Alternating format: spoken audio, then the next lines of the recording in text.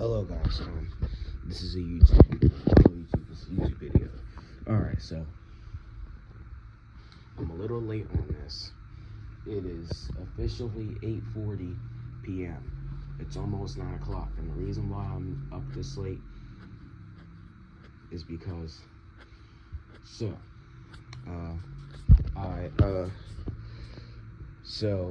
I've been having trouble going to sleep on time. I've been staying up all night, and I've been going back to sleep and been sleeping all day. I'm having trouble going to sleep on time, but today I'm going to try to take my nighttime medicine on time and go to sleep on time.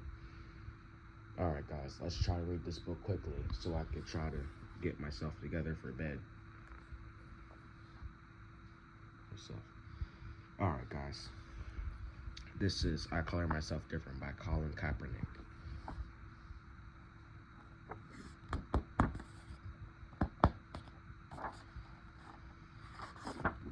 Yep, this is just the title, so I guess we don't need to read this.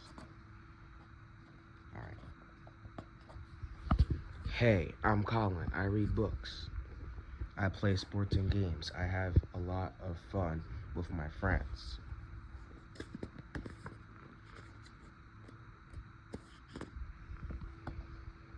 I don't know too many kids who look like me, which makes me super cool, 'cause I'm different, you know.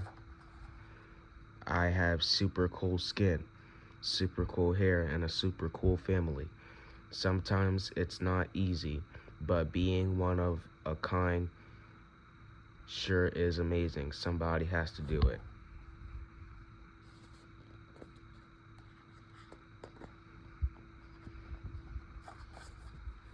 And that somebody is me. But one day I had to learn that being different takes courage. It happened at school. Good morning, class. Today we are going to learn about families. Mrs. Musa said, grab a sheet of paper and your art boxes. We'll start by drawing what our families look like. Alright.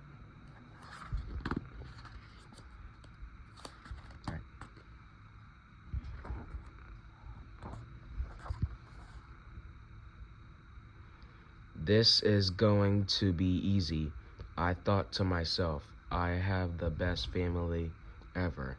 I'm going to draw my mom, my sister, and our kitty cat, Mr. Noodles. And said Sarah. Well, I'll have a huge family with my parents, grandparents, and lots of cousins. I need 2 papers, joked Eric, my best friend. I didn't say anything because drawing is serious business.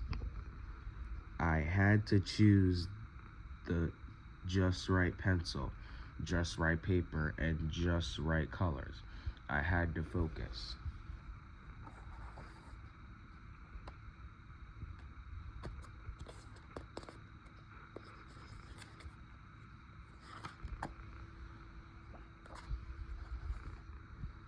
Alright, well, sorry guys, let me make sure I didn't skip a page.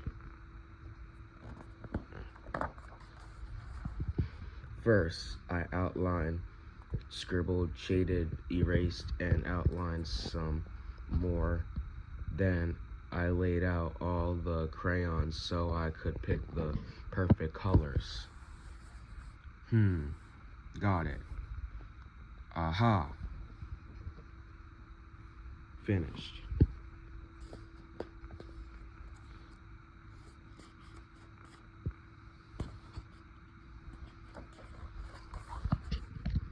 Mrs. Musa asked us to show our family portraits to the class, one by one.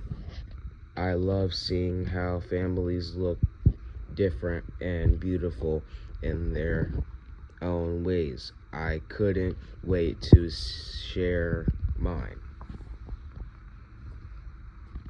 This is my mom, my dad, my sister, my brother, and my dog, Kiwi. We like to go to the park and eat cookies and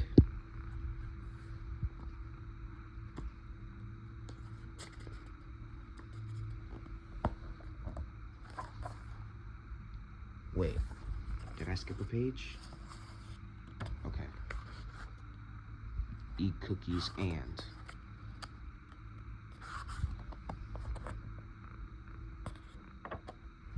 but before I could even finish, Becky blurted out, "Why are you the only brown one in your family?" Then I heard from the back, "Why did you color yourself different?" At first, I froze. I was surprised, shocked, stunned. I like being brown and different, but the questions made me feel bad.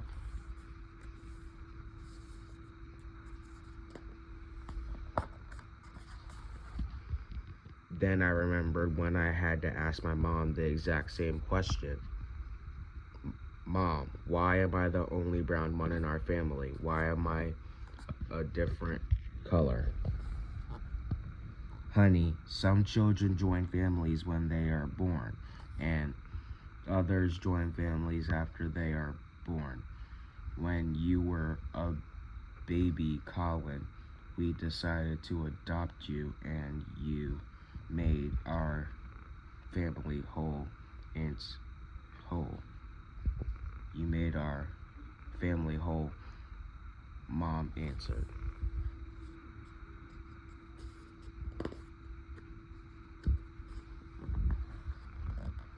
Adopted means different. Adopted means special. Mom smiled. Being adopted is an extra special way to join a family, even though we don't share the same skin color. We share the same love, and that's what matters most. Yeah. I guess it's not about blood, and it's about love. Yeah. I guess that's pretty much what it's saying. Alright. Gotta make sure I don't skip a page. These pages are kind of thick, so I'm just trying to make sure.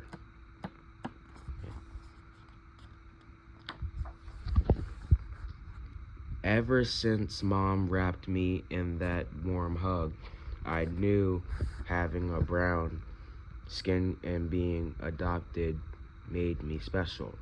I have brown eyes, a brown nose, and brown hands. Huey Newton, Angela Davis, Ida B. Wells Barnett, Muhammad Ali, Audre Lorde, Tommy Smith, John Carlos, Malcolm X.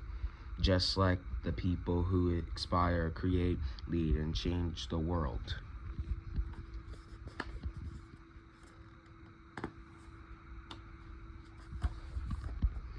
That made it easy for me to unfreeze quickly. I stood tall, opened my eyes, and said, "I'm brown. I color myself differently. I'm me, and I'm magnificent."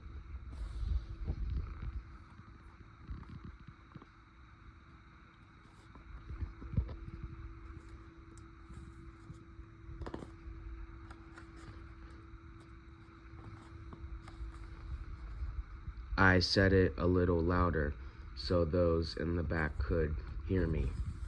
"I'm brown. I color myself different. I'm me. I'm magnificent."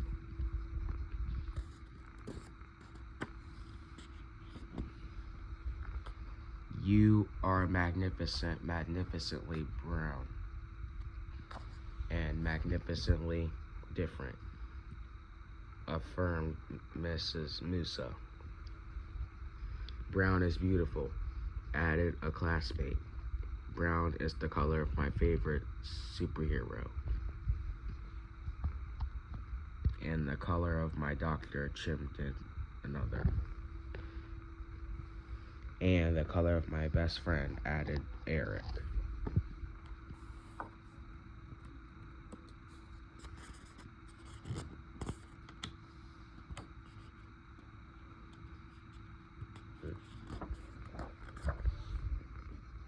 Mrs. Musa smiled and clapped her hands.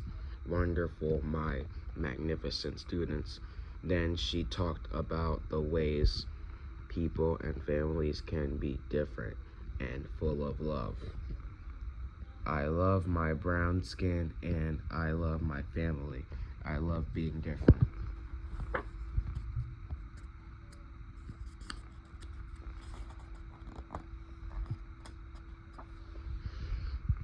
As we talked, I snuck a few seconds to add something very special to my family portrait before hanging it up on the wall. That day, I was proud. I was proud of my brown skin. I was proud to be me. It was the day that I colored myself different for all the world to see.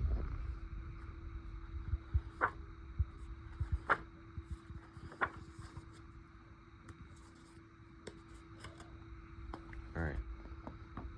I think these are the last 2 pages. Dear reader, the story you just read is true. The moment I choose to color myself with brown crayon was a defining moment in my life. I knew that I was different from my family, and I loved myself because of it. I began to understand that my brown skin was connected to my black identity. It helped me to recognize that the world doesn't always value blackness. In fact, it can be cruel and unjust, especially for black people.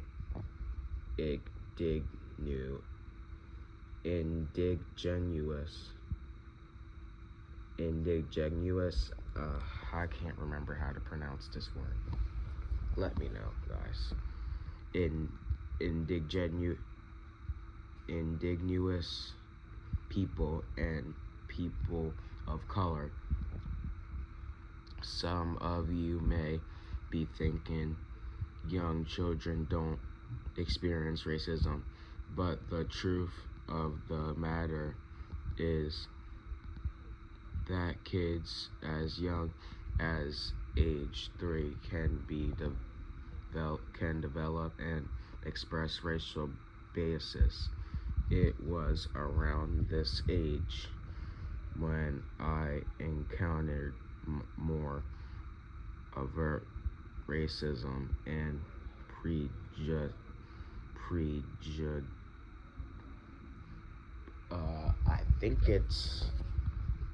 I think it's prejudice. I guess it's prejudice. Prejudice from my peers. But I quickly learned to stand up for and courageously love myself, in spite of a community telling me that I shouldn't.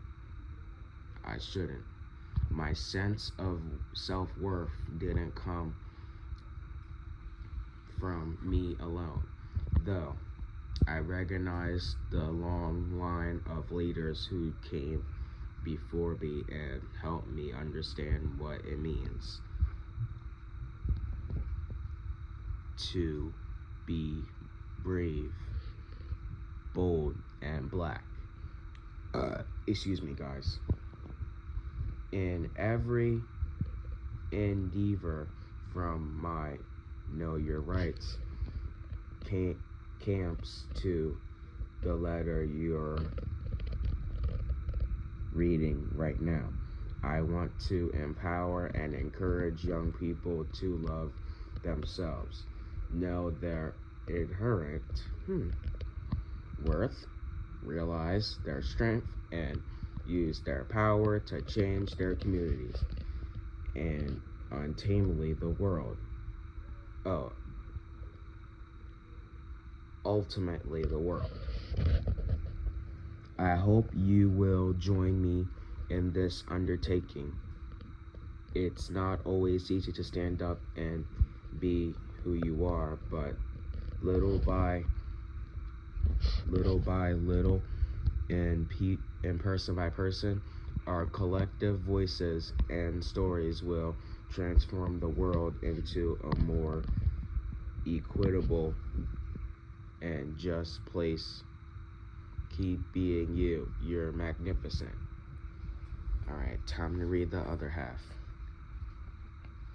The leaders found in this book became champions of freedom because they dared to be different and gorgeous. Dr. Huey P. Newton, 1942, 1989. Yeah. 1942 from 1989. Co-founded the Black Panther Party for self-defense in Oakland, California.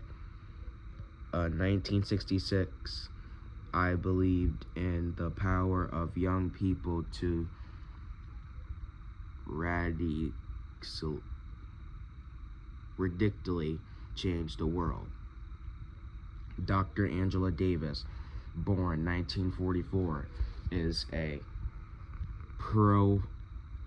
prolific writer, professor, and a founding member of Critical Resistance, an organization whose mission is to abolish prisons and police.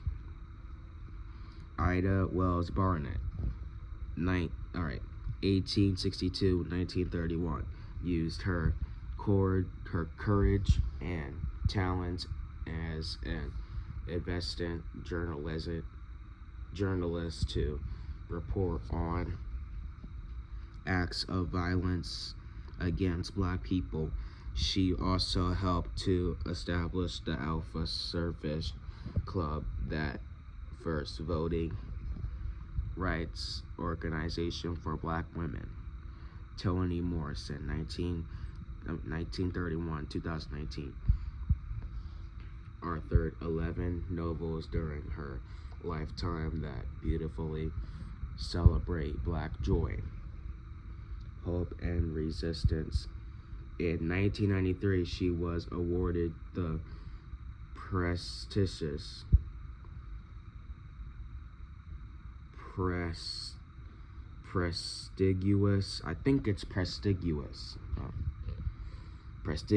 Nobel Prize for Literature for her work. Muhammad Ali, 1942 to 2016, used his platform as one of the greatest heavyweight boxing champions of all time to speak out against racial injustice and militarism. For his stance, he was stripped of his boxing title and banned from the sport for 3 years. Audre Lorde, or is it Audre Lorde? 1934 to 1992, dedicated her life to centering the voices and literary work of Black women and women of color. As a queer Black feminist writer, Lorde published over 15 books of poetry and prose, including her well-known sister outsider, Tommy Smith, born 1944, and John Carlos, born 1945. are the best known for protesting operation against black people by raising their black gloved fists by a symbol of black power at the winners podium of 1968 Mexico City Olympics during the playing of the Star-Spangled Banner, despite having just won the gold and bronze medals, respectively, for the 200 m sprint. They were suspended from the team 2 days later. Malcolm X, 1925 to 1965, was an influential leader of the 20th century global black freedom movement, who famously declared that black people must be respected as human beings by any means necessary. Malcolm X credited much of his activism to his love spread reading. I could spend the rest of my life reading. I just satisfying my courtesy, he wrote in his autobiography. I think this is the last page. Alright guys, this is the end of the book. And to be honest, I think this is a cool book right here, because it's about coloring yourself different, and it's about being different, and it's okay to be different, and it can also be cool to be different. Yeah, it's okay to be different, and being different can be a good thing, and it can be cool to be different. Yeah guys, this book was a very cool book. I liked reading this book. I'll read another book probably tomorrow.